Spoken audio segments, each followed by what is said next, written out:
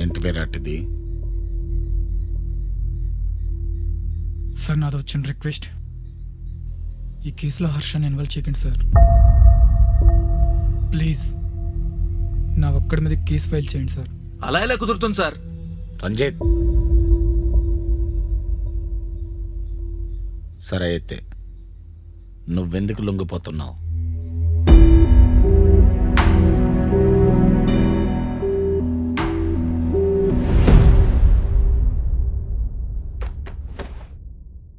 Your honour, Virat అనే ఈ ముద్దాయి గత 2 నెలలుగా క్యూఎల్ఎక్స్ అనే ప్లాట్ఫామ్ ద్వారా 40 లక్షలు స్కామ్ చేయడం జరిగింది. దీనికి సంబంధించిన సాక్ష్యాలు కోర్టు వారికి ఇవ్వడం జరిగింది.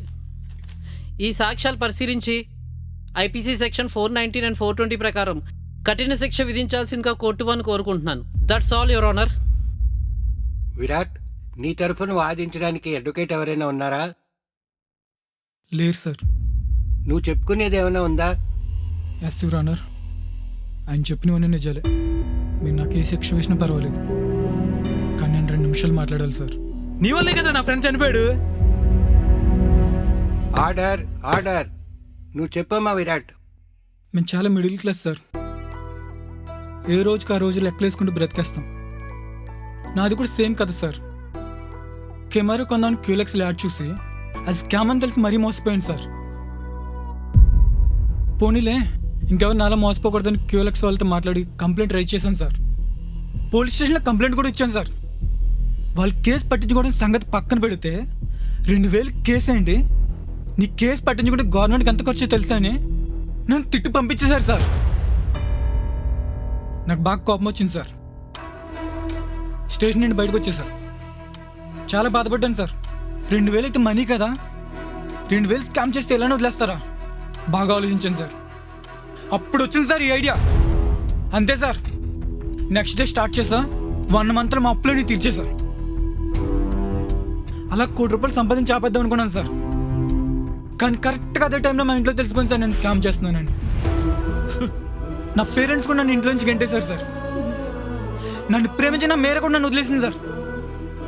అప్పుడు కూడా నేను పెద్ద ఫీల్ అవ్వలేదు సార్. డబ్బు వస్తే అన్నీ వస్తాను మూర్ఖత్వంలో ఉన్నాను సార్. అప్పుడే సార్ శర్మ గారి దగ్గరికి వెళ్ళి లొంగిపోయాను. శర్మ గారు అడిగారు ఎందుకు లొంగిపోతున్నావు అని. సార్ ఇప్పుడు చెప్తాను సార్.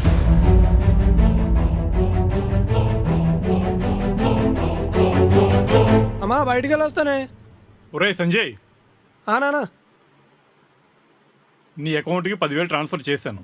స్టోర్కి వెళ్ళి ఏసీ బుక్ చేయి. మిగిలిన అమౌంట్ ఈఎంఐలో పెట్టేసాయి. సరే నాన్న. ఆల్రెడీ ఫ్రిడ్జ్ సోఫా సెట్ ఈఎంఐలో తీసుకున్నాం. ఇప్పుడు మళ్ళీ కొత్త ఈఎంఐ అవసరమా? నేను ఏదో ఒకటి చేస్తాను లేవే. బయట ఎండలు చూసా ఎలా ఉన్నాయో. మీకు ఇష్టం వచ్చినట్టు చేసుకోండి.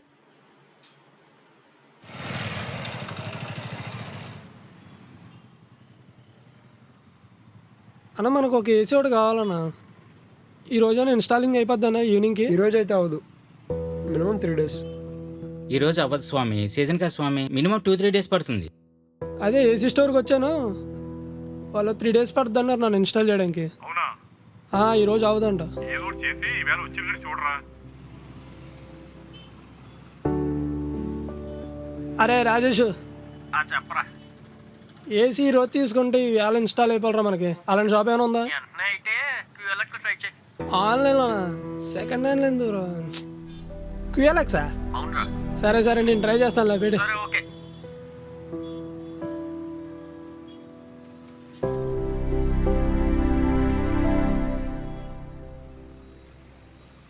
ఏసీ 10,000? మరి 10,000 ఏంటి? ఓలా ట్రై చేద్దాం. ఏసీలో ప్లాన్ చేద్దాం. నాన్న ఇచ్చిన 10,000 మీ క్యూఎల్ఎక్స్లో దబ్బేసాడు. ఇప్పుడు ఏం చేయాలో తెలుస్తలేదు. ఏదైతే అయితే నాన్నకి నిజం చెప్పేద్దాం.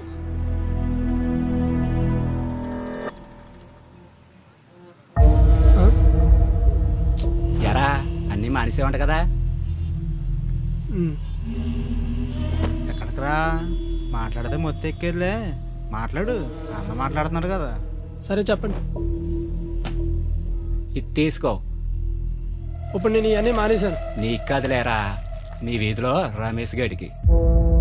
ఇంకే డబ్బులు అంటావా నీ డెలివరీ ఛార్జ్. ఏంట్రా అంత ఆలోచిస్తున్నావు? లేదు నేను చేయను. ఓకే పదండ్రా.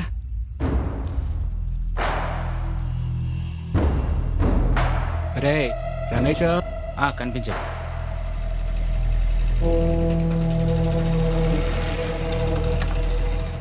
సరుకెక్కర్రా. ఏ సరుకు నేనేం తీసుకోలేదు వాళ్ళ దగ్గర. బండి కవర్లు ఉండదు చూడు.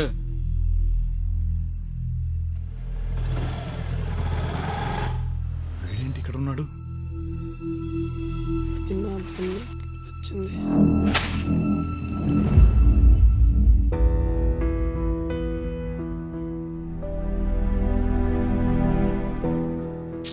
వీడు మారడు ఇంకా. నాన్న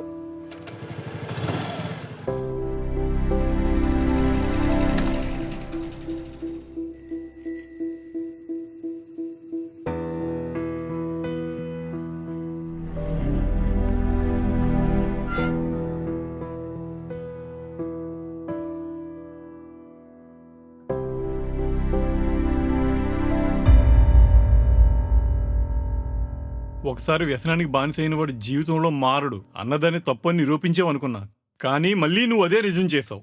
నాన్న అసలు ఏం జరిగిందంటే దానికి నాకు ఎటువంటి సంబంధం లేదు నాన్న. అదే మా రమేష్ గడు అన్నాడు కదా, ఆడ ఏం చేశాడంటే ఏసీకి డబ్బులు కట్టావా? అది చెప్తున్నాను ఒకసారి నా మాట ఏనన్నా. QLX లో తక్కువ రేటు కొన్నాయని చెప్పి ఆన్లైన్లో ఆ 10,000 ఏం చేసావురా? నా మాట ఏనన్నా వినకుండా 10,000 అది QLX లో స్కామ్ అయిపోయినా నాన్న. ఆపరా, ఇప్పుడైనా నిజం చెప్తావు అనుకున్నాను. అది కాదు నాన్న, ఒకసారి నా నువ్వు ఇంకా మారవు. చెప్పేది నిజం నాన్న. నాన్న నా మాటలు నమ్మండి నాన్న. నాన్న నాన్న ప్లీజ్ నాన్న. నాన్న అమ్మ నువ్వని చెప్పమ్మా. అమ్మా నమ్మండమ్మా. అమ్మా అమ్మా ప్లీజ్ అమ్మా. సార్ వినమ్మా, నువ్వని వినమ్మా నా మాట.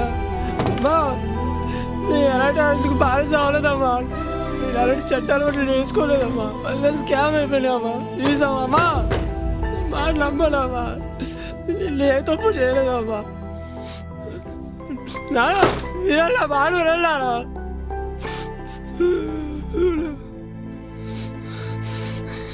ఇది అంత స్కామర్ గడవలే కదా.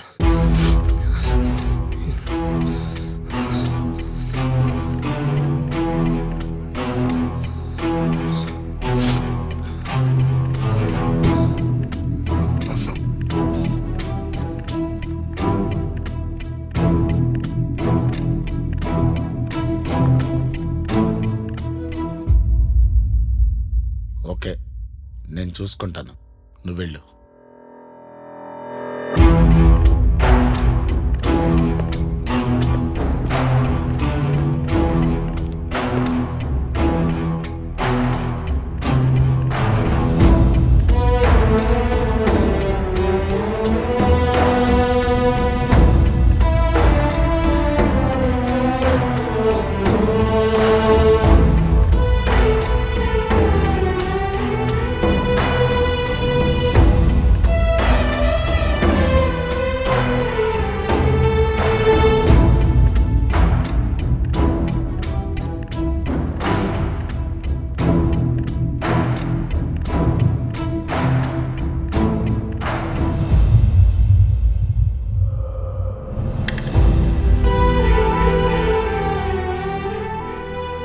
సారీ అంకుల్, సంజయ్ నేను చంపేశాను.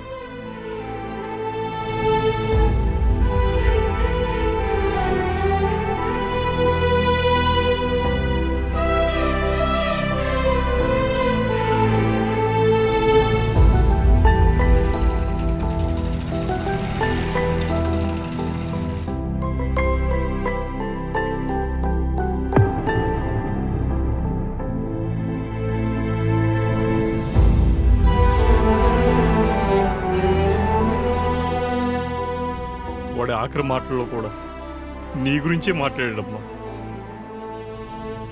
నాన్న నేను చెప్పిందంత నిజం నాన్న. ఆ స్కామర్ చేసిన పని వల్ల నేను మీ ముందు మళ్ళీ ఒక మత్తుకు బానిసైన కొడుకులో మిగిలిపోయాను. కానీ నేను నిజంగా మారిపోయాను నాన్న. ఆ ప్యాకెట్కి నాకు ఏ సంబంధం లేదు నాన్న.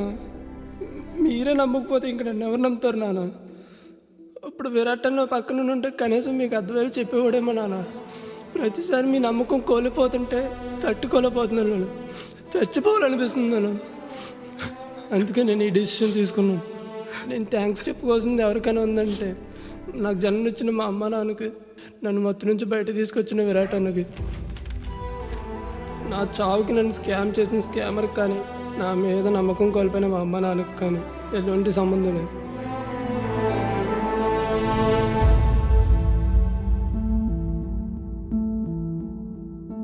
సారీ నాన్న, సారీ అమ్మ, సారీ విరాట్ అన్న.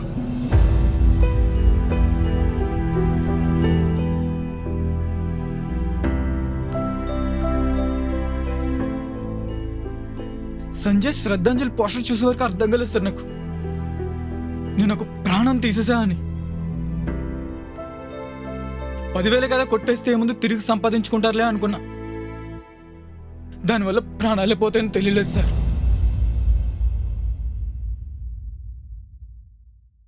నా 2,000 పోయాయని కేసు పెట్టడానికి వెళ్తే చిన్నదే కదని చేసినాడు వదిలేశారు సార్. ఇప్పుడు వాడి ప్లేస్లో 40 లక్షలు స్కామ్ చేశాను సార్ నేను. నన్ను క్రిమినల్గా మార్చింది మీరే సార్, మీరే. అంటే నువ్వు చేసిన దాన్ని నువ్వు సమర్థించుకుంటున్నావా? లేదు సార్, ఇలాంటివి ఇంకా జరగకుండా చూడమంటాను. మధ్యతరగతి మనుషులం కదా సార్, జరిగేది స్కామ్ అని తెలిసిన జాగ్రత్తగా ఉండాలనుకుంటాం.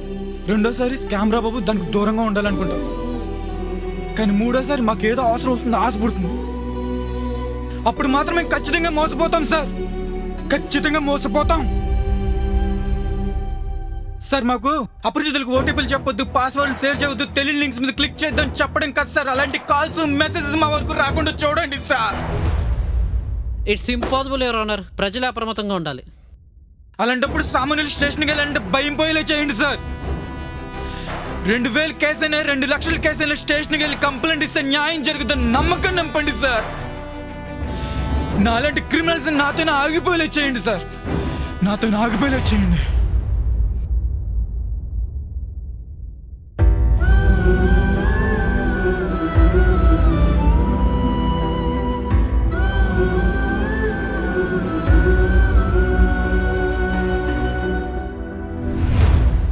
ఈ కేసు యొక్క పూర్వపరాలు పరిశీలించిన మీదట ముద్దాయి విరాట్పై సెక్షన్ 419 అండ్ 420 కింద 7 సంవత్సరాల కారాగార శిక్ష విధించడం జరిగింది.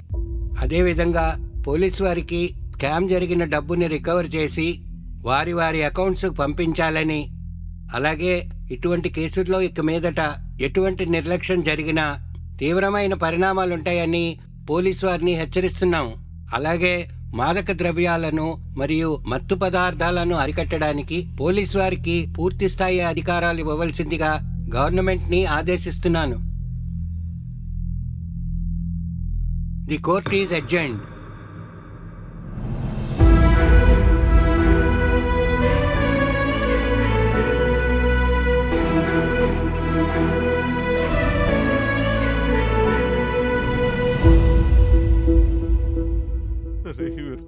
సారీ నాన్న,